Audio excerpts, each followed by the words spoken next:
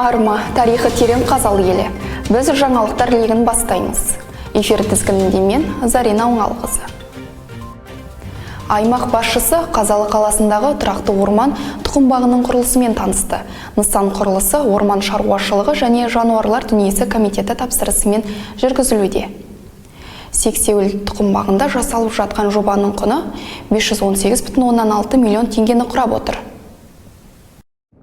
Тұқымбақтың жалпы аумағы 33 гектар. Қазалы қабырғасында егілген көшеттер аралдың кепкен табанына жөнелтіледі.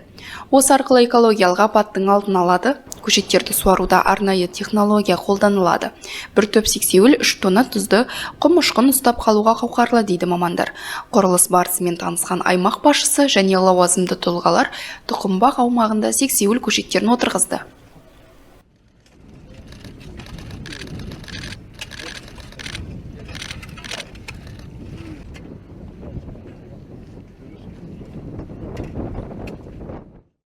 Мына өздеріңіз көріп тұрғандай, осы мына біздерде жаңадан питомник ашылып жатыр, 30 гектар.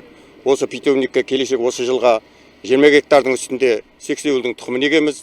Қазан айында оны сексеуілдің тұқымын өзіміз қолдан жинап, осы араға отырғызамыз, тұқымды себеміз. Оны келесі жылға, мысалға биыл сепсек, ол келесі көктемде емес, одан кейінгі жылы көктемде сол тұқымды жинап, аралдың ұлтанына барып көшет отырғызамыз. Осы кезде біздің жігіттер биылғы жылға 15 000 гектар көшет отырғызып жатыр.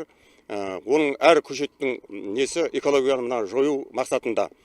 Бір көшет, мысалға бір сексеуіл 3 тоннаға дейін топырақ ұстайды. Және тұздың шуын болдырмайды. Қалған жаңа 12 гектарына жаңағы тал, жеміс-жидек егіледі.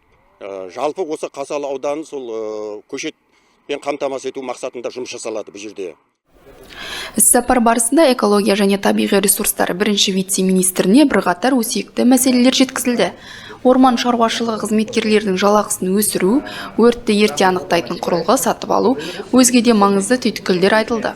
2023 жылдың қыркүйек айында басталған экологиялық жоба шілде айында аяқталады деп жоспарлануда.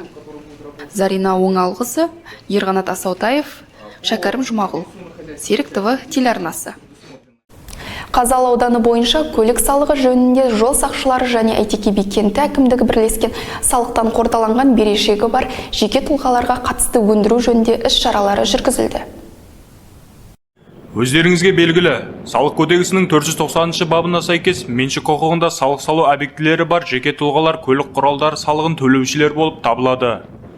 Дегенмен, салық төлеушілер тарапынан бүгінгі күнге дейін көлік салығына немқұрайлы қарап, салдарынан салықтан жалтару фактілері көптеп орын алуда.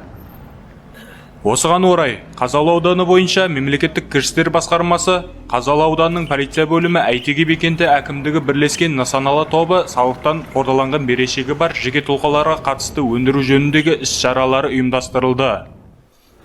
Салық кодексінің 490 бабына сәйкес 2023 жылдың көлік құралдары салығын төлемеген жеке тұлғаларға қатысты қазіргі таңда хабарлама қалыптасып, үй бірінші тарату жұмыстары жүргізілуде. Сонымен қатар ауданымызда ішкі істер бөлімімен Әйтеке би кенті әкімдігімен бірлескен нысаналы топ қордаланған берешегі бар жеке тұлғаларға қатысты күнделікті рейд жұмыстарын жүргізуде. Жеке сот орындаушыға жолданатындығын назарларыңызға жеткізеді. Осыған сәйкес шұғыл түрде есептесуге және төлеуге шақырамыз. Іс-шара барысында е-салық азамат мобильді қосымшасы арқылы салық төлеушінің берешегі бар жоғы тексеріліп, қордаланған берешегі бар салық төлеушілерге түсіндірме жұмыстары жасалды. Аудан тұрғындарын салық және бюджетке төленетін міндетті төлемдер туралы кодекстің талаптарына сәйкес көлік салығын мерзімінде төлеуге шақырамыз. Сүйеніш Кәренов, Ерғанат Асаутаев, Шәкәрім Жұмағұл, Серік ТВ телеарнасы. Бүгінгі келіп түскен ақпараттар легі әзірге тәмам, арнамыздан алыстап, жаңалықтардан қалысқап жүрмеңіз. Келесі жүздескенше аман сау болыңыздар. Осы және өзге де жаңалықтарды әлеуметтік желілерден біле аласыздар. Серік ТВ жаңалықтар әлемінде серігіңізге айналсын.